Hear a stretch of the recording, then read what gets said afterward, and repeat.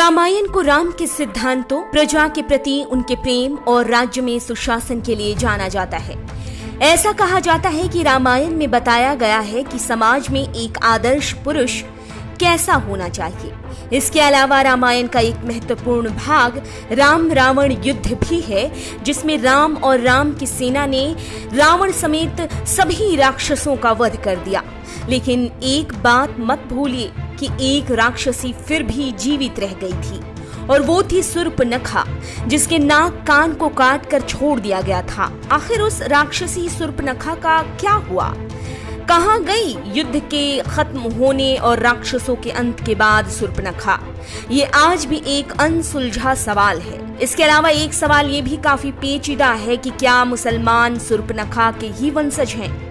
आइए इन सवालों के जवाब ढूंढने की कोशिश करते हैं। दरअसल ऐसा कहा जाता है कि जब शूर्पणखा के नाक और कान को काट दिया गया तो वो अपने चेहरे को ढक कर रहने लगी।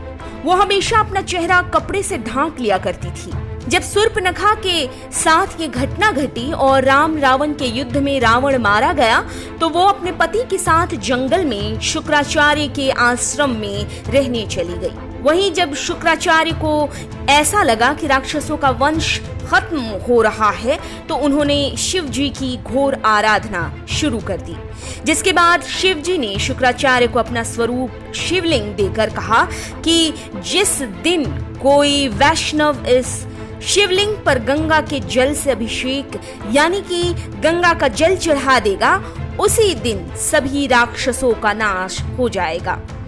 शुक्राचार्य ने उस आत्मलिंग को वैष्णव यानी कि हिंदुओं से दूर ले जाने की ठान ली। दूर रेगिस्तान में जाकर उन्होंने आत्मलिंग को स्थापित कर दिया, जो अब अरब में मक्का मदीना में है। मुसलमानों का शूर्पणखा के वंशज होने की निशानी ये भी मिलती है कि शूर्पणखा भी वैसे ही रेगिस्तान में रहने चली गई और वो फिर चेहरा ढककर ही रहने लगी थी वहाँ। ऐसे में वहाँ की ये परंपरा बन गई और उनके बच्चे भी उस परंपरा को निभाने लगे। जैसा कि आज भी देखा जा सकता है कि मुस्लिम औरतें चेहरा ढक कर रहती हैं।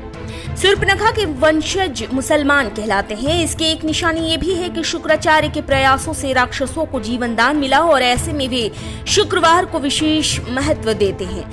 और आज हम देख सकते हैं कि मुसलमान भी शुक्रवार को काफी महत्व देते हैं।